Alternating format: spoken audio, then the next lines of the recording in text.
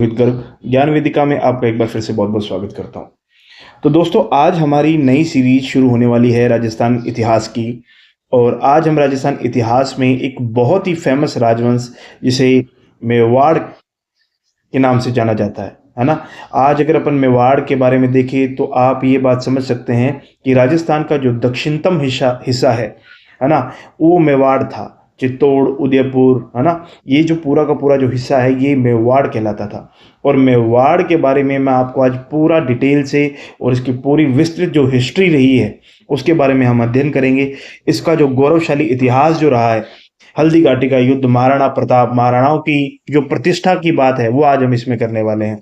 और सबसे बड़ी बात यह है कि यह एग्जाम में अपना एक अलग ही ऑरा रखता है और इससे क्वेश्चन आता ही आता है।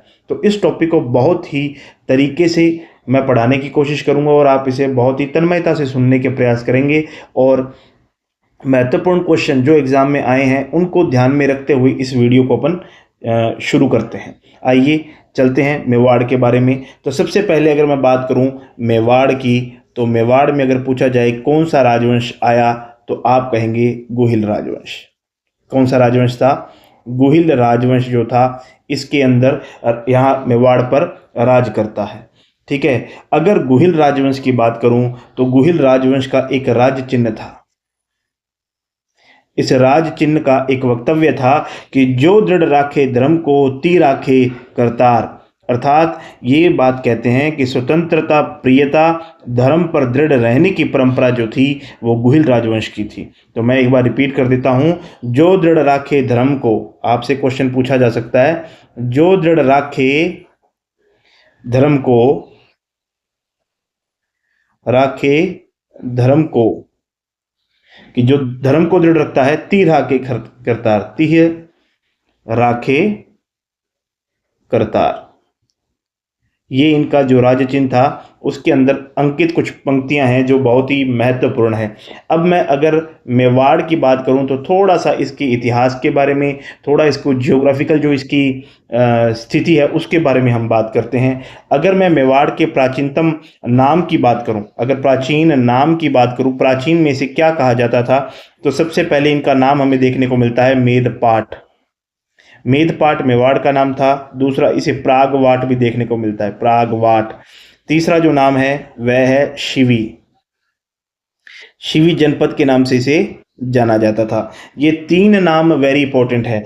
अब मेदपाट जो था, इसका नाम मेदपाट क्यों था? यहां पर एक मेद अर्थात मेर जाति रहा करती थी। मेद जाति रहने की वजह से इसका नाम क्या पड़ गया? मेद पाट पड़ गया। और शिवी जनपद जो था, इसकी अगर राजधानी की बात करें, इसकी राजधानी की बात करें, शिवी की राजधानी, तो उस समय इसकी राजधानी हुआ करती थी मध्यमिका। क्या नाम था? मध्यमिका, या मध्यमिका भी कहते थे इसको, मध्यमिका। क्या? मध्यमिका भी इसको कहा जाता था। वर्तमान में अगर बात करूं तो इसी मध्यमिका को वर्तमान में क्या नाम दिया गया? नगरी नाम दिया गया। क्या नाम दिया गया? नगरी। और ये नगरी जो है ये कहाँ पड़ती है? ये पड़ती है चित्तौड़गढ़ में। कहाँ पे है? चित्तौड़गढ़ में पड़ती है। आप 1 मिनट वेट कीजिए, 1 मिनट ओनली, है ना, 1 मिनट वेट करो आप सिर्फ।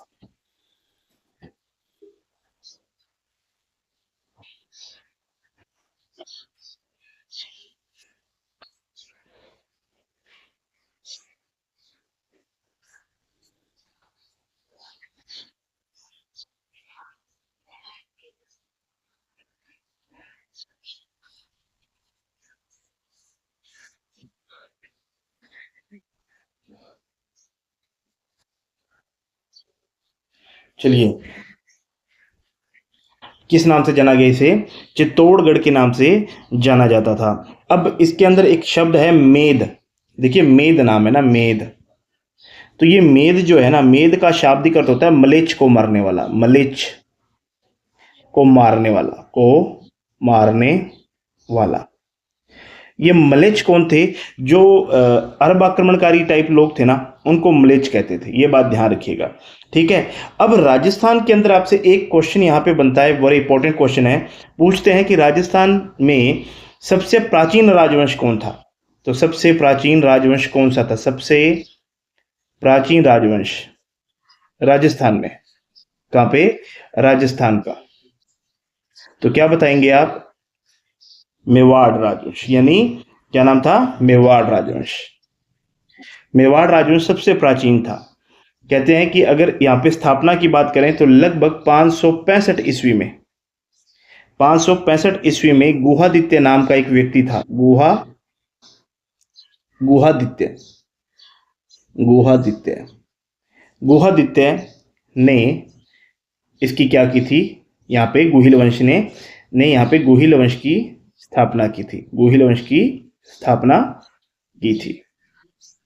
इतनी बात देखो, आप समझ में आ गई होगी बात कि सबसे प्राचीन राजवंश था। 565 ईस्वी में गुहादित्य ने यहाँ पे गुहिल वंश राजवंश की स्थापना की थी। और अगर बात करें इसी राजवंश की, यानी किसकी? गुहिल राजवंश की। ये मैं सारे जो क्वेश्चन है ना इंपॉर्टेंट, मैं उन्हीं की बात कर रहा हूँ यहाँ पे।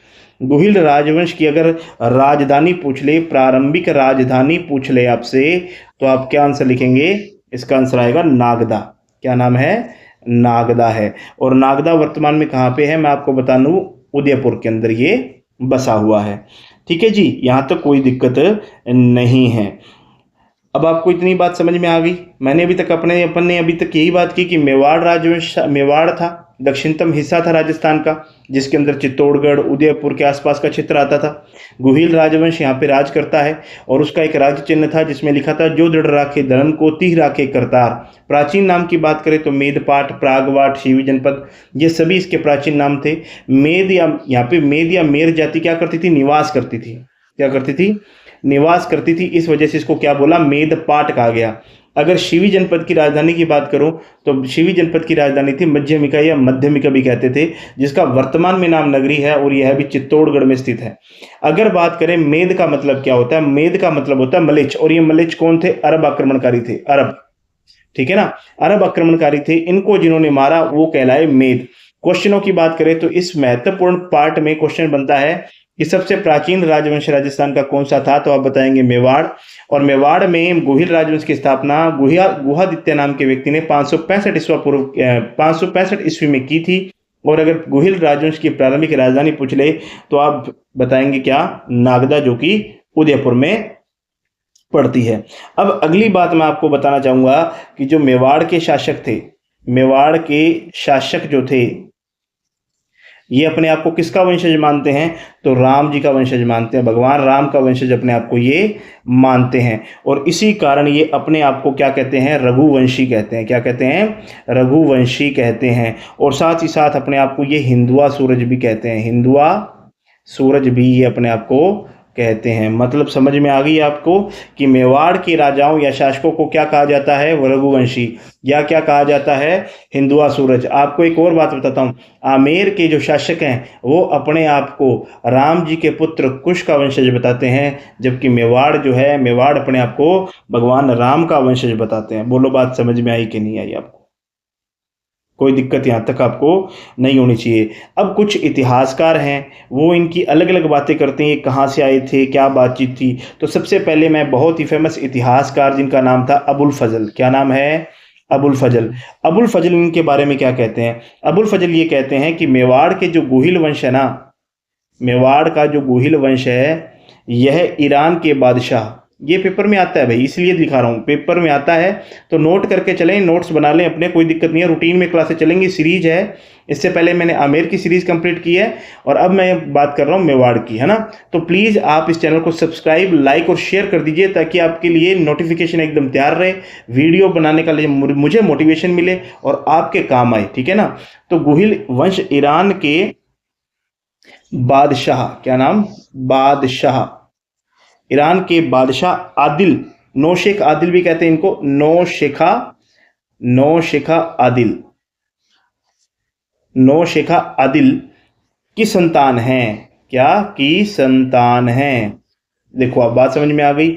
अब आपसे अगर पूछ लिया जाए कि ऐसा कौन सा इतिहासकार था, या सुमेलित कीजिए में आएगा, नौशेखा आदिल की संतान किसने माना है? अबुल फजल ने माना है। अब उसके बाद दूसरा महत्वपूर्ण, मैं यहाँ पे आपको सब इतिहासकार या जो भी इतिहासकार रहे उन्होंने जो जो कहा वो किन्होंने कहाँ से माना, मान लो ये ब्रांच कहाँ से आई है, उन सब ने इनके लिए अलग अलग बातें की है। तो इसी क्रम के अंदर है डॉक्टर गोपीनाथ शर्मा। गोपीनाथ शर्मा ये भी कुछ कहना चाहते हैं। ये क्या कहते हैं कि गोहिल जो थे ना, गोहिल, ये आनंदपुर के थे। कहाँ के थे? आनंदपुर, आनंदपुरा, आनंदपुरा के, यानी इनको कहते थे बड़नगर। ठीक है, बड़नगर के क्या थे? ब्राह्मण थे। इन्होंने क्या माना है? ब्राह्मण माना है। तो आप ये ध्यान रख लेना भैया, खुद भी शर्मा जी थे और इनको भी क्या मान लिया? ब्राह्मण मान लिया। इधर ये अबुल फजल थे तो इन्होंने नौशिखा आदिल मान लिया। तीसरी बात पढ़ते हैं, एक नाम आता है डी आर भंडारकर का। डी आर भंडारकर, भंडारकर, इन्होंने भी अपने बयान दिए हैं। क्या कह रहे हैं ये कहते हैं कि जो अपने गोहिल वंश थे उसके अंदर ये अपने आप को, ये अब कहते हैं ये ब्राह्मण थे। क्या थे? ये ब्राह्मण थे। और आधार भी देते हैं। ये क्या देते हैं? एक आधार देते हैं, एक स्रोत देते हैं। वो स्रोत की बात बताऊं आपको तो कहते हैं कि 1034 ईस्वी के आसपास की बात है। आठपुर, या जिसको आहड़ भी कहते हैं, आहड़ भी कहते हैं, का शिलालेख, का शिलालेख है।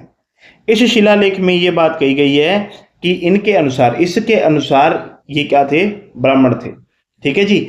उसके बाद बात करते हैं 4 नंबर की। 4 नंबर पे कौन है? 4 नंबर पे बहुत ही फेमस है डॉक्टर गौरी शंकर हीराचंद ओझा। सॉरी, गौरी शंकर ओझा भी कह सकते हैं इनको ना, गौरी शंकर ओझा या हीराचंद ओझा भी कहते हैं। और एक इनके साथ में साथी हैं इनके, 5 नंबर डाल देता हूं उनको भी, मोहनोत नैन्सी, मोहनोत, मोहनोत नैन्सी। ये दोनों समर्थन करते हैं एक दूसरे का और ये बात कहते हैं कि ये सूर्यवंशी थे। क्या थे ये? सूर्यवंशी थे। तो आपको ये बात ध्यान रखनी है कि सूर्यवंशी किसने कहा है? तो गौरीशंकर हीराचंद ओझा ने और मोहनोत नैन्सी ने। 6 नंबर पे आता है कौन? Colonel James Tod, colonel James Tod. तो कर्नल जेम्स टोड के अनुसार वल्लभी राजा, वल्लभी राजा शिलादित्य, गुजरात के थे, शिलादित्य के वंशज। लो जी, यहां तक कोई समस्या नहीं होनी चाहिए। ठीक है, तो मैंने अभी तक आपको 6 बंदों का स्टेटमेंट बता दिया है। 6 बंदों का मैंने आपको क्या बताया है? स्टेटमेंट बताया है। और ये स्टेटमेंट आप एक बार फिर से चेक कर लेंगे। पहला हमारे पास में स्टेटमेंट है अबुल फजल का। अबुल फजल साहब कहते हैं ये नौशिखा आदिल की संतान है। गोपीचंद शर्मा जी कहते हैं ये ब्राह्मण है, आनंदपुर के ब्राह्मण है। भंडारकर जी ये कहते हैं ये ब्राह्मण है। और इसका आधार मैं ये कहता हूं कि 1034 का आठपुर अभिलेख पढ़ लो, उसमें लिखा हुआ है गोहिल ब्राह्मण है। तीसरी बात, गौरीशंकर हीराचंद ओझा और मोहनोत नैन्सी की बात की है। वो कहते हैं जी ये तो सूर्यवंशी हैं। फिर उसके बाद में कर्नल जेम्स टोड आते हैं। कर्नल जेम्स टोड कहते हैं भैया ये तो शिलादित्य के वंशज हैं जो कि वल्लभी शासक थे। यहां तक कोई दिक्कत नहीं है। अब इनकी शाखाओं की बात करते हैं। शाखाओं में अगर बात करूं तो मैंने आपको इनकी शाखाओं के बारे में कहने वाले या बताने वाले 2 आदमी हैं। एक है मोहनोत नैन्सी हैं, एक तो मोहनोत नैन्सी, एक तो है मोहनोत नैन्सी और दूसरे हैं colonel James Tod, colonel James Tod. इन दोनों ने ही एक बात कही है। कहते हैं कि गोहिल वंश जो है ना, गोहिल वंश, इसकी कितनी शाखाएं हैं? 24 शाखाएं हैं। कितनी शाखाएं हैं? 24 शाखाएं हैं। लेकिन दोनों ने जो नामावली दी है, मतलब मोहनोत नैन्सी ने और कर्नल जेम्स टोड ने जो नाम दिए हैं, नामावली दी है, उसके अंदर शिशोदा शाखा जो है वो दोनों में उपलब्ध है। मतलब कॉमन अगर बात करें ना तो शिशोदा शाखा जो है वो कॉमन है। और वर्तमान में इसी शाखा के जो शासक थे वो महाराणा कहलाए थे, ध्यान रखिएगा। ठीक है ना, मैं आगे पढ़ाऊंगा आपको कि ये 2 शाखाओं में, ब्रांच में क्या हो जाए, डिवाइड हो जाती है। और उसके बाद में इनको शिशोदिया यानी महाराणा में, और एक और शाखा थी जिसको राहापुर, उसमें उसकी बात करेंगे आगे। नेक्स्ट हम बात करते हैं 1237 के अंदर, 1237 में चिरवा शिलालेख की बात करते हैं। 1237 का लेख था चिरवा लेख, चिरवा लेख। ये चिरवा लेख जो है इसके अंदर क्या है? इसमें गोहिल शासक की उपलब्धियां हैं, की उपलब्धियां, उपलब्धियों का वर्णन है, इसमें उपलब्धियों का वर्णन मिलता है, ध्यान रखिएगा आप। इसमें आपसे पूछ ले क्वेश्चन कि गुहिल शासक की उपलब्धियों का वर्णन किस लेख में किया गया है, तो आप क्या कहेंगे? चिरवा शिलालेख या अभिलेख में। तीसरा क्वेश्चन ये है कि ये अपना दीवान, अपने आप को किसका दीवान मानते हैं? ये दीवान, एक मिनट, स्वयं को एकलिंगनाथ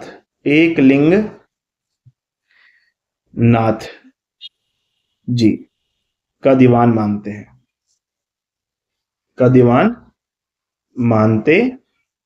हैं, और अगर इनकी कुल देवी की बात करें, इनकी कुल देवी, गुहिल वंश की कुल देवी जो है, इनका नाम है बाण माता। क्या नाम है? बाण माता।